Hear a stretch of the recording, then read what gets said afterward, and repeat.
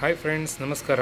ನಿಕಾನ್ನ DSLR ಕ್ಯಾಮ್ರಾದ battery ಹೇಗಿದೆ, dead ಆಗಿದೆಯಾ ಅಥವಾ ಅದು ನಡೀತಾ ಇದೆಯಾ, ಅದನ್ನು ನೀವು ರಿಯೂಸ್ ಮಾಡ್ಬೋದು ಅನ್ನುವಂಥ ಒಂದು ವಿಚಾರವಾಗಿ ಈ ಒಂದು ವೀಡಿಯೋನ ನಾನು ಮಾಡ್ತಾಯಿದ್ದೇನೆ. ಸೊ ನೋಡ್ಬೋದು ಇಲ್ಲಿ ನನ್ನ ಒಂದು ನಿಕಾನ್ DSLRನ ಒಂದು ಬ್ಯಾಟರಿ ಇಲ್ಲಿ ನಮ್ಮ ಕೈಯಲ್ಲಿದೆ.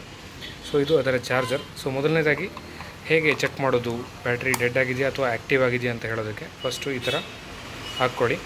ಸೊ ಚಾರ್ಜರ್ನಲ್ಲಿ ನೀವು ಹೇಗೆ ರೀಚಾರ್ಜ್ ಮಾಡ್ತೀರಾ ನಿಮ್ಮ ಬ್ಯಾಟ್ರಿಯನ್ನು, ಅದೇ ಥರ ಇದಕ್ಕೆ ಪ್ಲಗ್-ಇನ್ ಮಾಡಿಕೊಂಡು ಸೊ ಈ ಒಂದು ಚಾರ್ಜರ್ನ ನೀವು ಡೈರೆಕ್ಟಾಗಿ ಸ್ವಿಚ್ ಬೋರ್ಡ್ಗೆ ಕನೆಕ್ಟ್ ಮಾಡುವಂಥದ್ದು.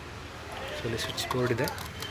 ಹಾಗೆ ಇಲ್ಲಿ ನೀವು ಅದನ್ನ ಸ್ವಿಚ್ ಬೋರ್ಡಿಗೆ ಹಾಕಿದ ನಂತರ ಹೀಗೆ ಚಾರ್ಜ್ ಆಗ್ತಾಯಿದೆ ಅಂತ ತೋರಿಸುತ್ತೆ. ಒಂದು 2-3 ಬೀಫ್ ಆದ ನಂತರ ಆ ಒಂದು ಏನಂತಾರೆ ಲೈಟ್ ಹಾಗೆ ನಿಂತ್ಕೊಡುತ್ತೆ. ನೋಡ್ಬೋದು ಇಲ್ಲಿ ಒಂದು 2-3 ಬ್ಲಿಂಕ್ ಆದ ನಂತರ ಮತ್ತೆ ವಾಪಸ್ ಅದು ಸ್ಟಾಪ್ ಆಯಿತು.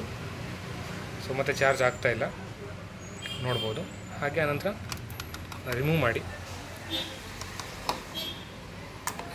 ಇದನ್ನು ಸೊ ನಿಮ್ಮ ಒಂದು ಕ್ಯಾಮರಾ DSLR ಕ್ಯಾಮರಕ್ಕೆ ಹಾಕುವಂಥದ್ದು.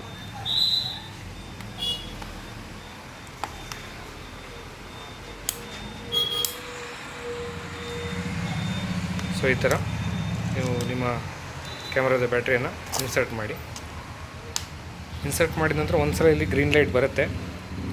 ಸೊ ನೋಡ್ಬೋದು ಈಗ ಆಗಿದೆ ಆಲ್ರೆಡಿ.